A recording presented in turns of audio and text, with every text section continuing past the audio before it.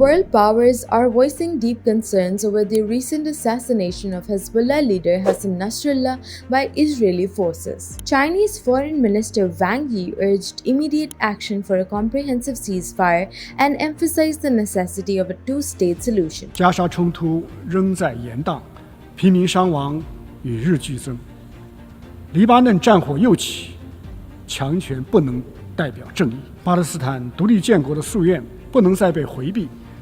巴勒斯坦人民遭受的历史不公不能再被无视，全面停火刻不容缓，两国方案是根本出路。Russia condemned the assassination as reckless, warning of greater violence across Lebanon and the region. The Russian Foreign Ministry stated that Israel bears full responsibility for the escalation. On the creation of an independent Palestinian state coexisting in peace and security with Israel.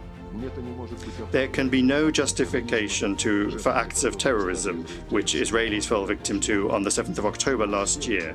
But in contrast, President Biden reaffirmed the US commitment to Israel's right to defend itself, labeling Nasrallah's killing a measure of justice. France and Germany called for an immediate halt to Israeli strikes, fearing a spiral of violence could engulf the region. J'ai tenu à demander cette réunion d'urgence du Conseil de sécurité car la situation au Liban menace d'atteindre un point de non-retour.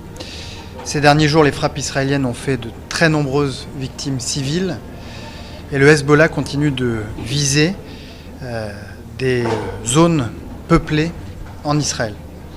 J'ai rappelé devant le Conseil de sécurité des Nations Unies que les civils ne doivent jamais être des cibles. Et ici, depuis le début de la semaine à New York, nous travaillons à trouver une solution diplomatique, notamment avec nos partenaires américains. D'importants progrès ont été réalisés ces dernières heures.